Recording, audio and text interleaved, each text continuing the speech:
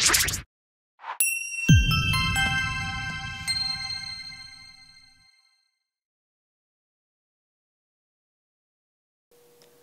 Kuiperian, ketemu lagi sama Kak Billy yang akan membantu kalian untuk belajar sejarah untuk persiapan SBMPTN. Kali ini Kak Billy sudah siapkan suatu materi yaitu organisasi internasional. Kita akan bahas ini untuk persiapan kalian menghadapi SBMPTN. Kita mulai saja. Soal pertama diambil dari SBMPTN tahun 2012. Soalnya seperti ini. Alasan Indonesia tidak bersedia menjadi anggota Southeast Asian Treaty Organization atau SEATO adalah A. Bahaya laten komunis di Indonesia sudah tidak ada. B. SEATO tidak sesuai dengan politik luar negeri bebas aktif. C. Indonesia sudah terikat pada keanggotaan ASEAN. D. Indonesia tidak mau didikte oleh Amerika. E. Indonesia tidak menginginkan intervensi asing. Yang mana jawabannya? Bingung? Oke. Kita cari tahu, apa sih SEATO? Kita akan bahas SEATO dulu. Nah, selama ini yang sering kita dengar adalah ASEAN, tapi tiba-tiba ada SEATO. Apa beda dan apa persamaannya? Walaupun sama-sama menggunakan Southeast Asia, negara Asia Tenggara, tetapi sebenarnya ini memiliki perbedaan. Perbedaan paling pertama dan yang paling mencolok dan membuat organisasi ini menjadi beda adalah karena SEATO ini adalah organisasi pertahanan. Beda dengan ASEAN, dia adalah organisasi perkumpulan dari negara-negara Asia Tenggara. Jadi berbeda. Ini organisasi pertahanan atau fakta pertahanan. Dikhususkan hanya untuk pertahanan. Ditandatangani pada tanggal 8 September 1994 di Manila, Filipina. Nah, fakta pertahanan ini didirikan untuk memblokir perkembangan komunisme di Asia Tenggara. Bagaimana Kak? Kok maksudnya memblokir komunisme di Asia Tenggara? Jadi, ketika Perang Dunia Kedua selesai, Amerika takut. Nanti jangan-jangan komunisme ini berkembang. Karena wilayah Asia Tenggara itu sangat rawan. Di atas sana ada Cina, lalu ada Korea Utara yang menganut paham komunis, lalu sudah mulai Vietnam. Nah, jangan-jangan nanti masuk ke Thailand dan itu mulai kayak teori domino. Jadi kayak domino berurut-urut nanti nyampe ke Indonesia, lalu ke Timur Leste, sampai nanti ke Australia. Nah, ini Amerika takut. Makanya mereka membuat suatu fakta pertahanan, yaitu di Asia Tenggara. Markas besarnya, walaupun ditandatangani di Filipina, markas besarnya di Bangkok. Walaupun begitu, organisasi ini dibubarkan nanti tahun 77, tanggal 30 Juni. Nah, siapa aja anggotanya? Apakah Indonesia termasuk? Kita lihat anggotanya. Anggotanya ada Amerika Serikat, Australia, Filipina, Selandia Baru, Britania, Prancis, Thailand, dan Pakistan. Nah, ngafalinnya gampang. Solusi Kuipernya kalian hafalin aja. Pina baru beri petakan. Nah, ini adalah singkatan dari nama-nama anggotanya. Jadi kalau kalian lihat, perhatikan baik-baik.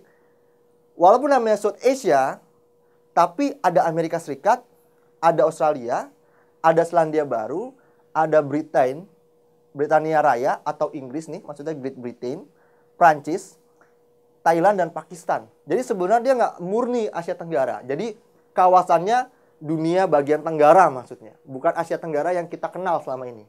Jadi berbeda sama ASEAN. Kalau ASEAN benar-benar yang di Asia Tenggara saja. Jadi ini sangat berbeda kalau dari segi keanggotaannya. Selanjutnya kita jadi bisa tahu jawabannya apa. Jadi jawabannya adalah untuk soal ini, ya. Jawabannya ini, B.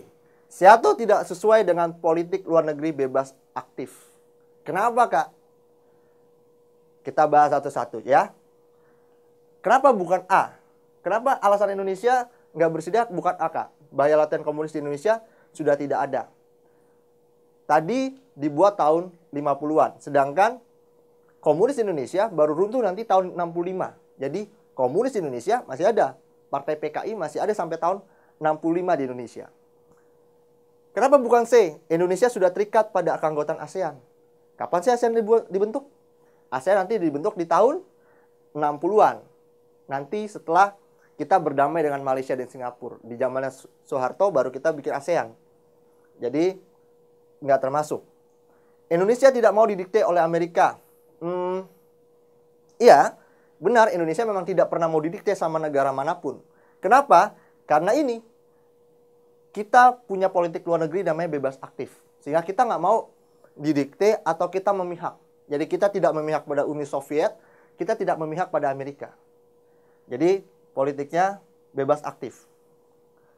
Selanjutnya, kenapa Indonesia tidak menginginkan intervensi asing? Nah, sama juga jelasannya. Yaitu karena kita punya bebas aktif. Jadi kita tidak mau diintervensi asing.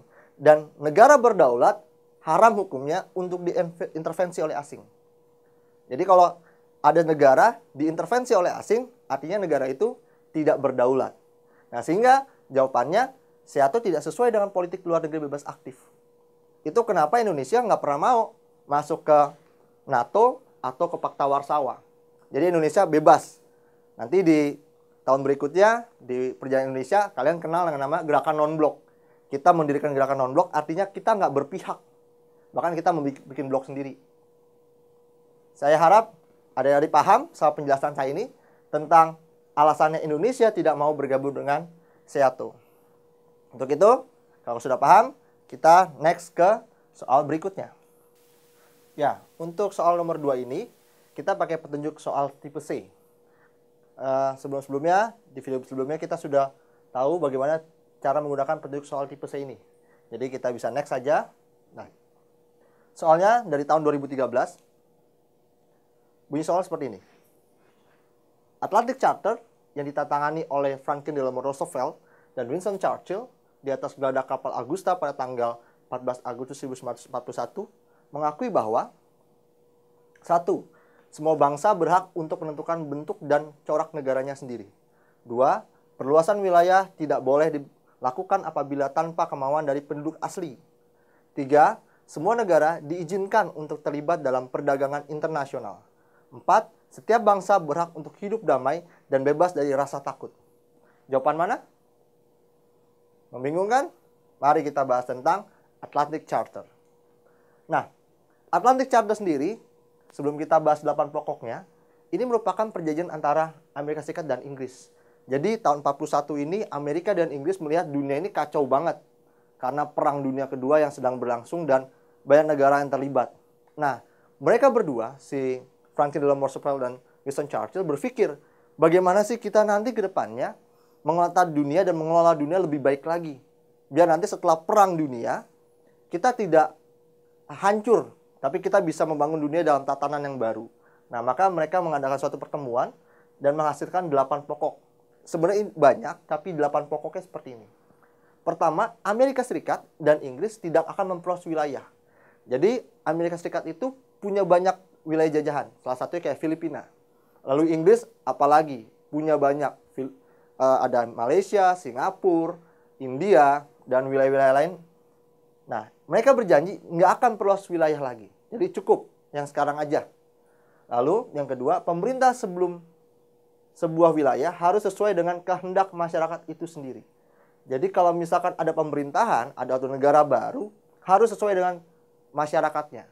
Jadi nggak boleh tiba-tiba ada satu negara yang dipaksakan kemerdekaannya oleh negara lain. Jadi harus dari masyarakat sendiri mau merdeka dan membentuk satu negara. Yang ketiga, hak menentukan nasib sendiri. Hak menentukan nasib sendiri ini bicara tentang individu, misalnya tentang kebebasan setiap individu. Yang keempat, pengurangan hambatan perdagangan. Nah, ini berlaku untuk internasional. Jadi selama ini kalau kita mau berdagang, kita masih milih-milih. Setiap negara tuh milih-milih. Saya mau dagang sama A atau sama B. Tetapi mereka maunya perdagangannya tanpa hambatan, perdagangan bebas. Makanya setelah nanti perjanjian ini dan selanjutnya sampai hari ini kita mengenal dengan namanya perdagangan bebas. Banyak perjanjian-perjanjian perdagangan bebas terjadi, kayak misalkan di Asia Tenggara ada AFTA, perdagangan bebas. Jadi memang perdagangan bebas ini menjadi salah satu poin paling krusial juga. Selanjutnya, nomor 5, ada meningkatkan kerjasama ekonomi dan meningkatkan pemerataan kesejahteraan sosial. Kerjasama ekonomi ini antar negara tentu dan peningkatan pemerataan kesejahteraan sosial. Yang ini terutama buat negara-negara pasca Perang Dunia Kedua. Jadi mereka sudah memikirkan nanti kalau Perang Dunia Kedua selesai, harus ada peningkatan pemerataan kesejahteraan sosial. Sehingga nggak ada lagi negara-negara perang gara-gara merebutkan wilayah. Jadi Perang Dunia Kedua itu berlangsung karena setiap negara berperang untuk mendapatkan hasil buminya. Nah, maka perlu peningkatan kesejahteraan sosialnya. 6. Bebas dari kekhawatiran dan kebebasan berkehendak. Ini bahwa setiap individu dijamin buat bebas menyatakan pendapatnya, berkehendak sesuai apa yang dia mau, berekspresi sesuai dia mau, sehingga dia bebas dari kekhawatiran dan ancaman, terhadap suatu ancaman. 7. Menciptakan zona bebas di laut lepas. Nah, ini menjadi poin penting juga. Kenapa? Karena laut lepas itu menjadi suatu daerah yang itu milik siapa ya? Nah, maka perlu ada suatu perjanjian internasional bersama bahwa wilayah kita atau wilayah setiap negara, terutama yang kelautan, yang mempunyai laut, batasnya sampai mana. Maka nanti kita akan kenal dengan nama zona ZEE, yang sampai 200 mil, 12 mil. Itu dilandasi dari perjanjian ini, jadi zona bebas laut. Jadi di luar sana, bebas. Siapapun, kapal manapun yang lewat bebas, tanpa ada hambatan. Itu dalam rangka yang tadi, meningkatkan kerjasama ekonomi dan perdagangan tadi. Gunanya zona bebas laut lepas. Dan 8, pelucutan dan pengurangan senjata di seluruh dunia pasca Perang Dunia Kedua. Jadi kalau nanti Perang Dunia Kedua ini berakhir, mereka maunya dilucuti semuanya, terutama yang kalah perang. Kenapa? Karena terlalu banyak senjata perang bisa memicu peperangan berikutnya atau Perang Dunia Ketiga. Maka mereka bilang, yang ini jangan sampai ada lagi. Kita kurangi semuanya. Yang seperlunya aja kita punya untuk pertahanan negara. Nah, dari poin-poin ini, kita bisa menganalisis yang mana jawabannya. Jawabannya adalah ternyata semuanya. 1, 2, 3, dan 4. Jadi mengakui bahwa semua bangsa berhak untuk menentukan bentuk dan corak negaranya sendiri. Tadi kita udah bahas. Satu negara berhak dan masyarakatnya lah yang menentukan coraknya sendiri. Tadi kita sudah bahas itu. Perluasan wilayah tidak boleh dilakukan apabila tanpa kemauan penduduk aslinya. Nah, tadi kita bahas kan, kalau mau buat suatu negara, harus penduduknya sendiri yang mau, bukan dari negara lain yang bikin. Semua negara diizinkan untuk terlibat dalam perdagangan internasional. Ingat tadi kita sudah bahas juga tentang perdagangan internasional tadi. Untuk dalam rangka meningkatkan perdagangan internasional. Setiap bangsa berhak untuk hidup damai dan bebas dari rasa takut. Tadi bahasanya kalau di 8 pokok tadi ada rasa bebas berkehendak dan bebas dari rasa khawatir. Nah, hanya bahasanya beda tapi inti poinnya sama. Jadi jawabannya dengan tipe soal seperti ini jawabannya adalah E. Yaitu 1, 2, 3, 4 benar. Kak Billy harap adik-adik paham bagaimana menyelesaikan soal ini. Ingat walaupun kata-katanya beda, yang penting intinya kurang lebih sama. Sesuai dengan 8 pokok Atlantic Charter. Kita bisa next ke soal berikutnya. Soal nomor 3. Sama petunjuknya, bentuk tipe C lagi. Yang sebelumnya kita sudah bahas tadi. Nah, soal SBMPTN tahun 2015 yang akan kita bahas. Ada soalnya begini. Maksud didirikannya Organisasi Konferensi Islam atau OKI adalah untuk apakah 1, mengkoordinasikan usaha-usaha untuk melindungi tempat-tempat suci Islam. 2, memelihara dan meningkatkan solidaritas negara-negara anggota. 3, membantu upaya perjuangan kemerdekaan rakyat Palestina. Dan 4, menghilangkan rasialisme, diskriminasi, dan kolonialisme. Ya, kita akan bahas, biar kalian tidak bingung. Nah, latar belakang OKI. Latar belakang OKI sendiri, kenapa bisa ada organisasi ini adalah dipicu oleh pembakaran Masjid Al-Aqsa. Nah, pembakaran Masjid Al-Aqsa yang dilakukan oleh pihak Israel ini memicu kecaman dari negara-negara Islam di seluruh dunia. Dan yang merespon itu paling awal adalah Raja Hasan II dari Maroko pada tanggal 21 Agustus 1969. Dan nanti mendapat dukungan dari Raja Faisal dari Arab Saudi. Dan akhirnya mereka menggagas OKI. Jadi, karena hal itu mereka perlu, umat Islam ini, negara-negara yang mayoritas Islam ini perlu bersatu. Untuk apa? Untuk supaya tidak lagi terulang peristiwa seperti itu. Nah, sehingga nanti terbentuklah OKI. Nah, dalam perjalanannya, ketika OKI dibentuk, OKI mempunyai beberapa tujuan. Akhirnya nggak cuma untuk Al-Aqsa yang dibakar tadi, ternyata punya beberapa tujuan lagi. Kita lihat ya, tujuan-tujuannya. Yang pertama adalah meningkatkan solidaritas di antara negara-negara anggota, terutama negara-negara anggota OKI yang mayoritas Muslim. Yang kedua, meningkatkan kerjasama di antara negara-negara anggota dalam bidang ekonomi, sosial, budaya, ilmu pengetahuan, dan bidang-bidang lainnya. Nah, ini akhirnya juga masuk dalam fungsi dan tujuan dari OKI. Sehingga nanti mereka membuat beberapa kegiatan atau penyelenggaraan kegiatan dalam rangka untuk mempertingkatkan ekonomi, sosial, budaya, dan ilmu pengetahuan dan bidang-bidang lainnya. Yang ketiga, menghilangkan rasial diskriminasi dan kolonialisme dalam segala bentuk.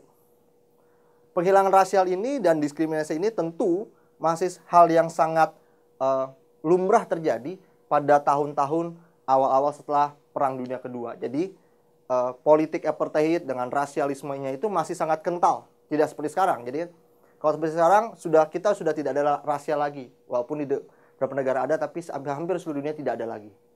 Nah, pada masanya politik rasial dan diskriminasi masih sangat kental sekali politik itu. Dan 4, mendukung terwujudnya perdamaian dan keamanan dunia. Jadi OKI mau bahwa dunia ini lebih aman setelah Perang Dunia Kedua. Bukannya kita menciptakan perang baru atau kita menciptakan suatu perseteruan baru dengan pembakaran yang tadi terjadi di Al-Aqsa. Jadi mereka maunya dunia ini lebih damai. Tujuannya itu. Dan 5, mengkoordinasikan usaha-usaha untuk melindungi tempat-tempat suci agama Islam dan mendukung perjuangan kemerdekaan rakyat Palestina. Jadi dengan terbakar Al-Aqsa, umat-umat Islam ingin bahwa semua tempat-tempat suci seperti di Mekah, Madinah, dan di banyak tempat seperti Turki juga dilindungi. Bahwa nggak cuma tadi aja di Al-Aqsa saja dilindungi, tapi juga di tempat-tempat lain dilindungi. Dan juga mendukung perjuangan kemerdekaan rakyat Palestina. Yang menurut OKI, rakyat Palestina dijajah oleh pihak Israel. Nah, 6, memperkuat perjuangan umat Islam dalam melindungi martabat, independensi, serta hak masing-masing negara anggota. Nah, selain yang tadi memperjuangkan kemerdekaan rakyat Palestina, masih ada juga negara-negara OKI, anggota OKI tersebut, yang masih perlu lagi didorong perjuangannya. Terutama untuk mengangkat martabatnya, seperti di India. Di India dengan mayoritas agama Hindu, mereka perlu lagi didorong supaya mereka bisa lebih maju lagi agama Islamnya. Menciptakan kondisi yang harmonis untuk meningkatkan kerjasama dan pengertian antara negara-negara anggota OKI dan negara bukan anggota. Jadi OKI perlu merasa bahwa anggota OKI ini perlu juga bekerja sama dengan anggota bukan OKI.